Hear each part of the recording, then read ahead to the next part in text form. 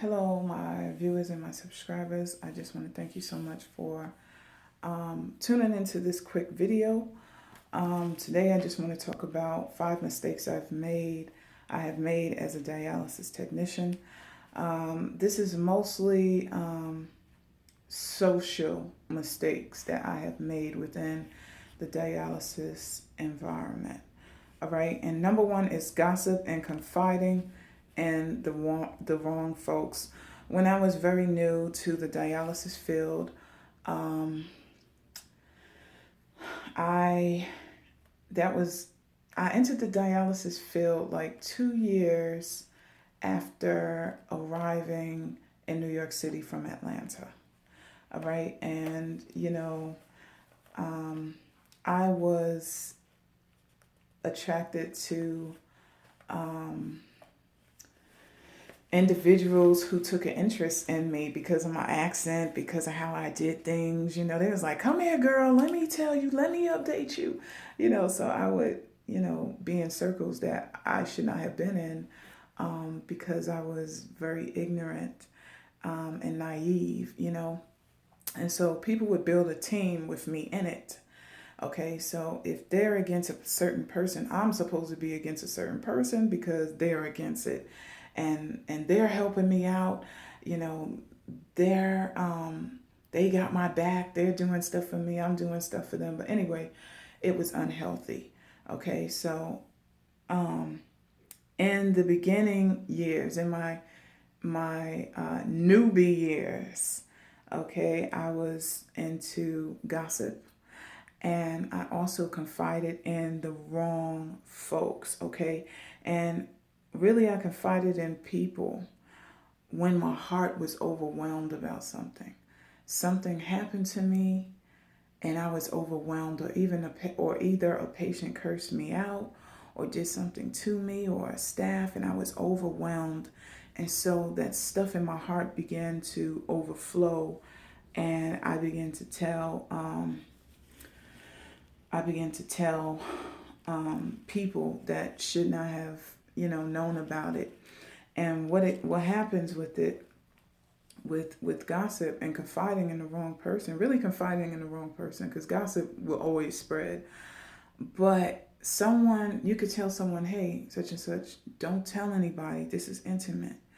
I've been through this situation. This is intimate. Don't tell nobody." And then the situation you have told the person may be too heavy for the person to hold it to themselves. It may be too much. And so what they do is they turn around and tell somebody else to relieve that load and say, "Hey, such and such, do not tell anybody, okay? But Cassia said that this happened with her marriage and blah, blah, blah. And this is crazy, girl. Uh, I don't even know how to tell her what to do because this is crazy. Make sure you don't tell somebody." And so that load continues to travel because then the next person can't handle it. And then they go and tell someone, "Hey, don't tell anybody." You know what I'm saying? So it's like a circle going on. And so I know one incident I really had to even tell a supervisor. It was very personal, an attack that my ex-husband did. And this was years ago when stuff started getting physical within, my marriage. And I really honestly didn't want to tell this situation because I knew it was going to spread. And so I had to tell it because I was dealing with the authorities again. And I may have needed some days off. And so I had to, tell that type of situation to my supervisor. But anyway, guys, just make sure that if you need to confide in someone, do it off the job. Do it off the job. Call up somebody that does not work at your job and confide in them. That way your business will never go around in a circle. All right? So, number 2, workplace politics. All right? Um, this has a little bit to do with number 1. Like I said, I was new and I was very naive coming into the dialysis environment. And I was in workplace politics, okay? I feel bad that I did not leave sooner, meaning put a stop to my involvement in the workplace politics, but I had to learn so much, and I didn't know what I know now to leave that stuff alone.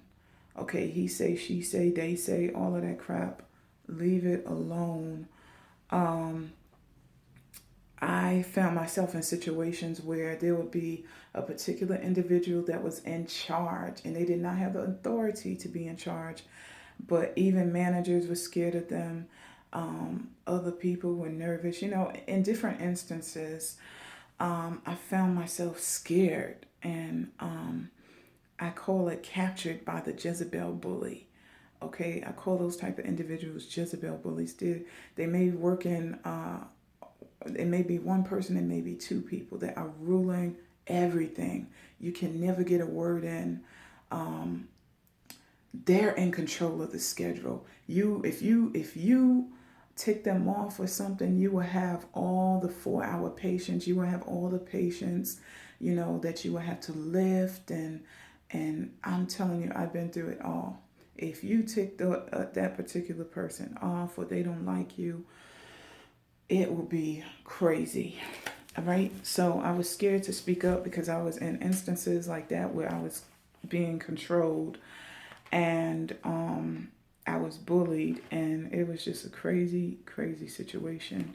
And I was nervous that, if I did, speak up, that I may get all 4-hour patients, or I may get all stretcher patients, or you know what I'm saying? So now I know tactics on dealing with those situations, and I know how to handle it, okay? I really suggest talking to the person directly. You had to get them off the floor and talk to them with such and such.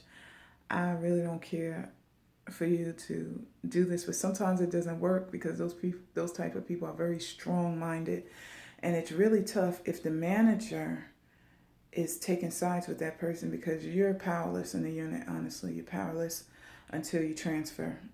Try to transfer out of workplace environments where the politics are very, very heavy.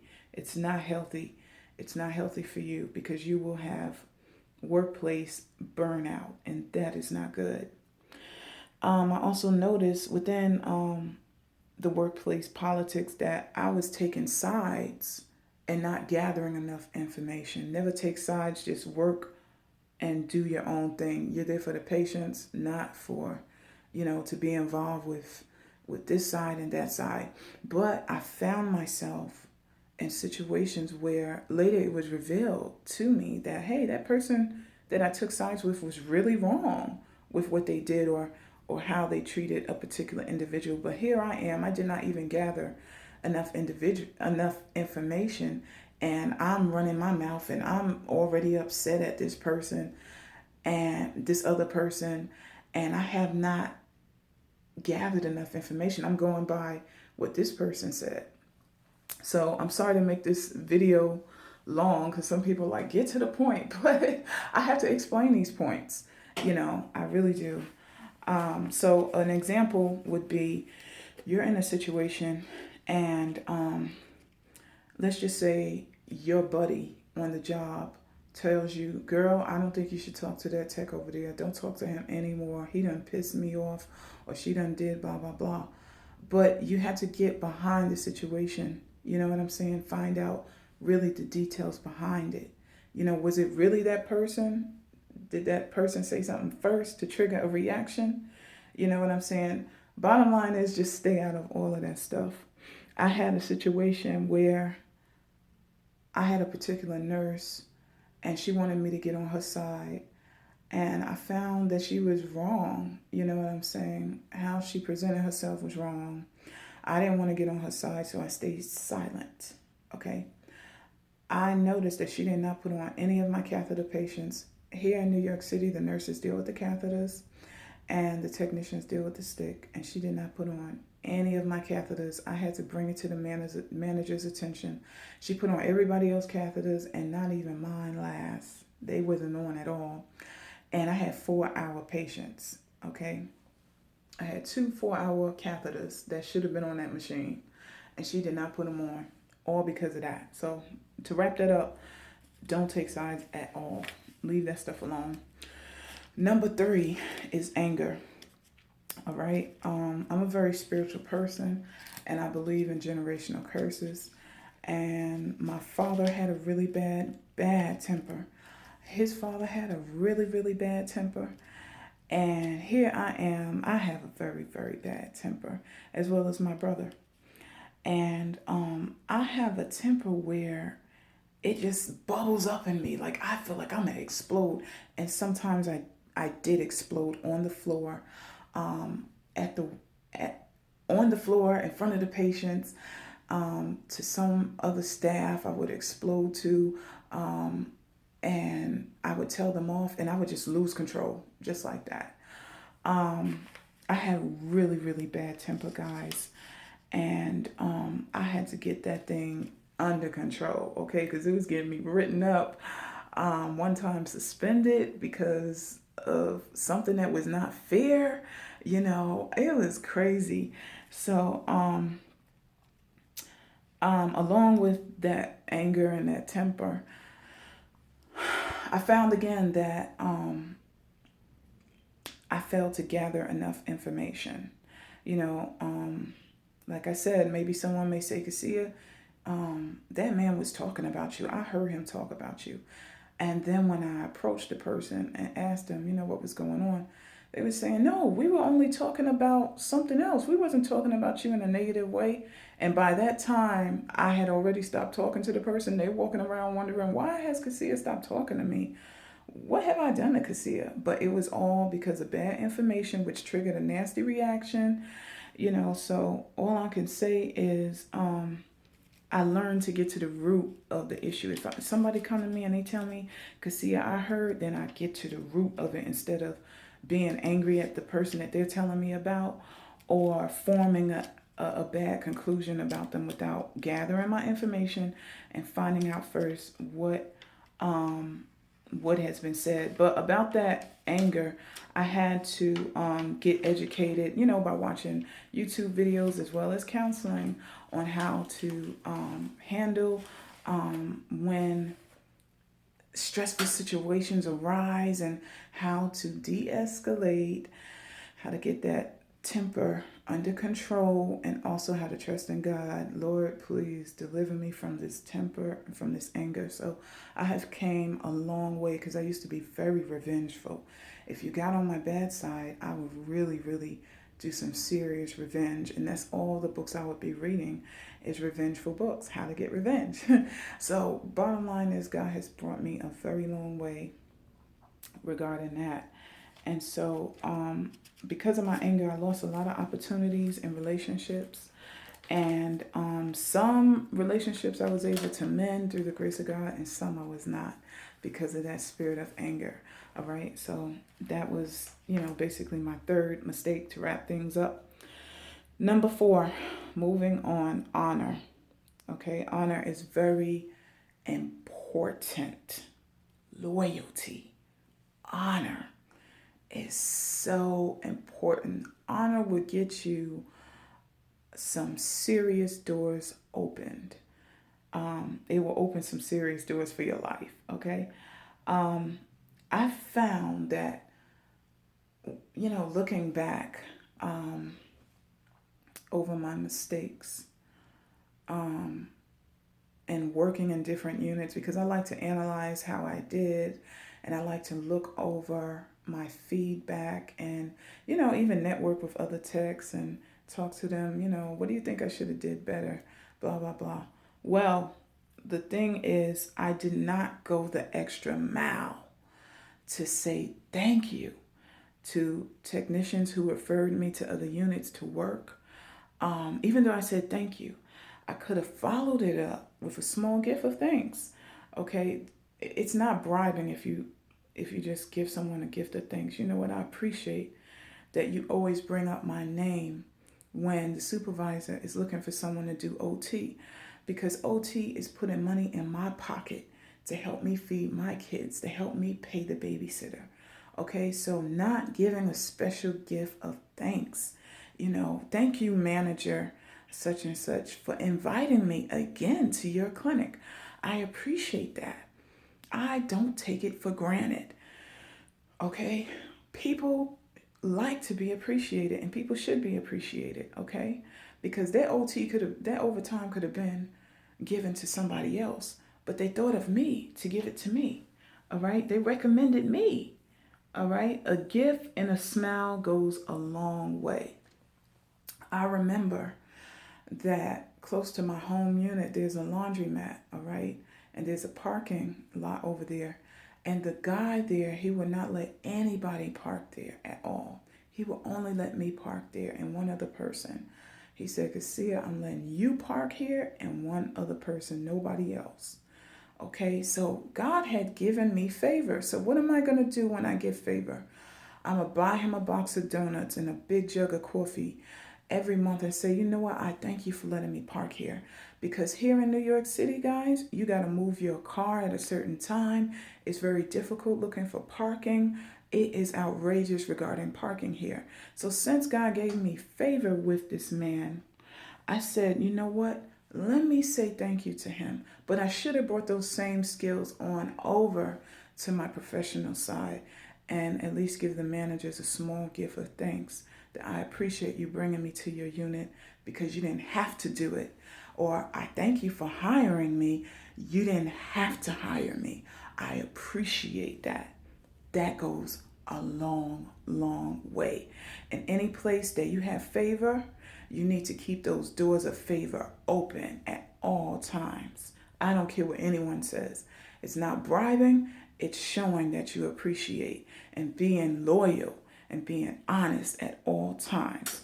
I remember one instance where I wasn't 100% loyal in a situation where I had an incident that happened on lunch break and I did not clock out. I told the manager blah, blah, blah, and then I ran to do it instead of clocking out. So when I came back and I saw I did not clock out, I went and I exposed myself and said, you know what?